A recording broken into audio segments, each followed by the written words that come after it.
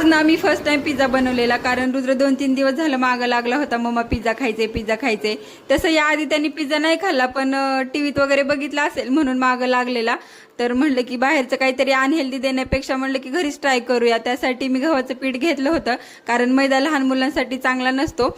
म्हणून त्यासाठी मी एक चपाती बनवून घेतली, त्यावर सॉस लावला, त्यानंतर चीज टाकलं थोडंसं, आणि नंतर शिमला मिरची कांदा कट करून टाकला, त्यानंतर पनीर टाकून घेतलं, आणि त्यानंतर परत चीज टाकलं, आणि एका गॅसवरती तवा ठेवला, आणि त्या तव्यावरती ही प्लेट झाकून ठेवून दिली, कारण डायरेक्ट चपाती ठेवली असती तर खालून करपली असती, म्हणून मी असं केलं. आणि 10 मिनटं ठेवलं. 10 मिनिटांनंतर ना छानपैकी पिझ्झा रेडी होता. आणि हा पिझ्झा बघून ना रुद्र खरंच खूप खुश झाला होता. त्याच्या चेहऱ्यावरची खुशी बघून मला सॅटिस्फॅक्शन भेटलं.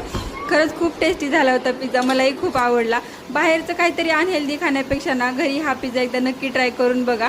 आणि भेटूया नेक्स्ट व्लॉगमध्ये, तोपर्यंत बाय.